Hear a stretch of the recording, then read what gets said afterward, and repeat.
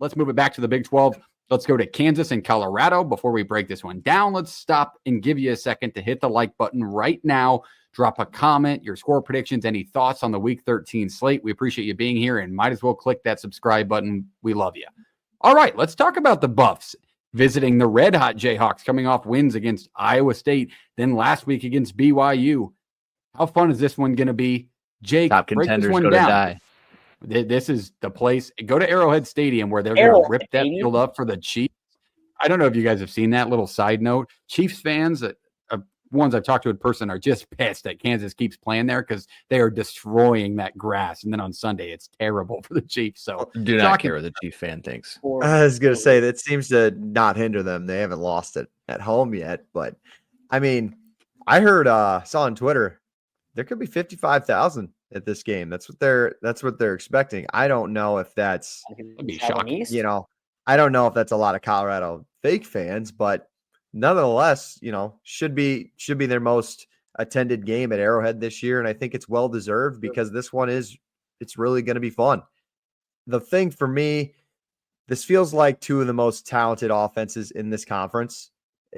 Kansas hasn't shown it at times this year, but just loaded with seniors, loaded with veteran guys that you're figuring it out. Like they're playing their best football in November for a reason. Both D lines have been sneaky good. I really want to see the cornerbacks at Kansas, Dotson and Kobe Bryant versus, Travis Hunter, Will Shepard, LaJohntay Wester. Kobe Bryant had a couple of comments that he's looking forward to Travis Hunter this weekend. He likes to Careful talk, what you wish for. Yeah, kudos to the guy. You want confidence out of the guy.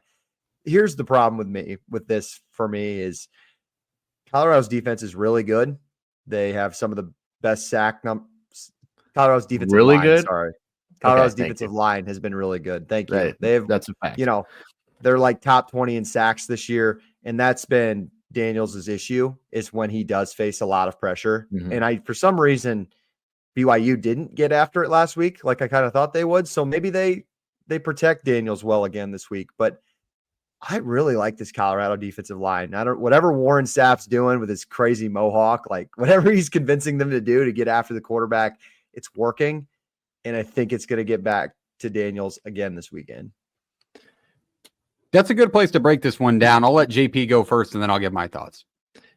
Yeah, my whole thing with this one is that it's two teams with a lot of confidence. And I think that's dangerous because one of them's going to end up getting a little overconfident or feel like they need to make a big play when it's not necessarily possible. And I trust Shedeur not to be that guy in this situation. So I like Colorado in this spot. But, if Jalon's going to be good again and continue kind of the success, one thing he's going to, like I said, worry about is trying to be superhero and trying to sling it around the yard and be, this gunslinger that he hasn't been in his career. He's good, when he has guys open and when he has elite receivers. He doesn't have those same elite receivers.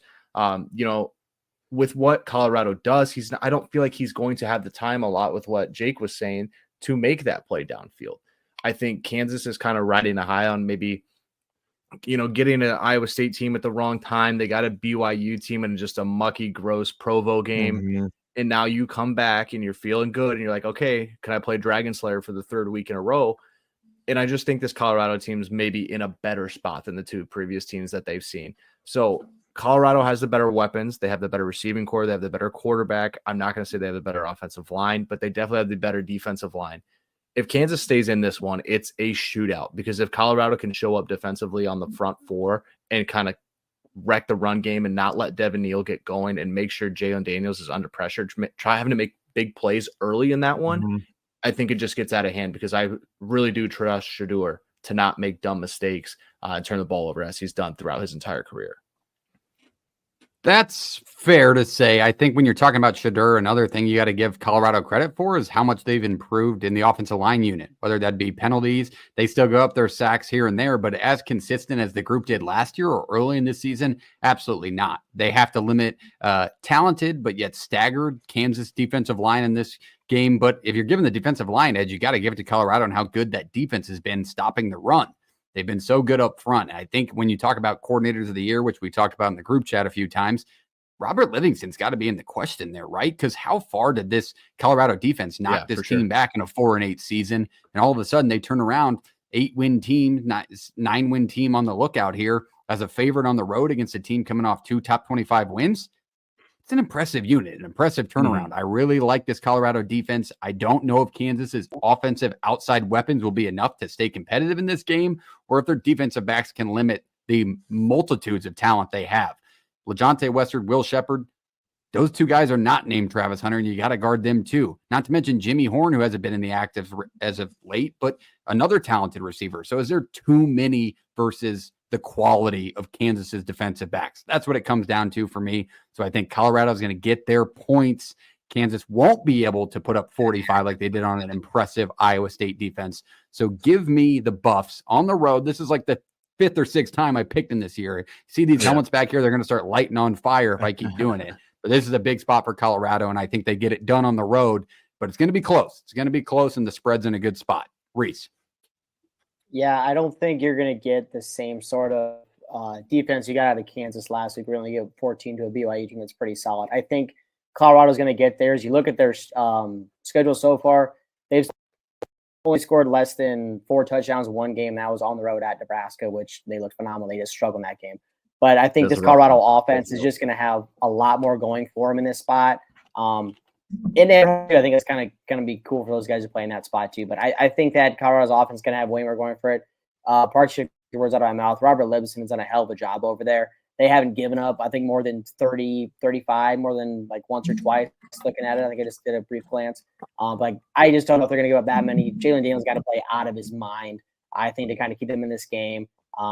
Just Shedeur, and the thing about Shedeur too, that the guy doesn't turn the ball over. He doesn't make that many bad inadvertent throws. The guy does what he's good. He's good at. There's a reason why he's going to be a top draft pick. So, yeah, I'm confident with Colorado in this spot going on the road. I think they'll find a way to win this one. Elite comment came through as you were breaking that one down. Rock Chalk Ralphie and his stupid bison face.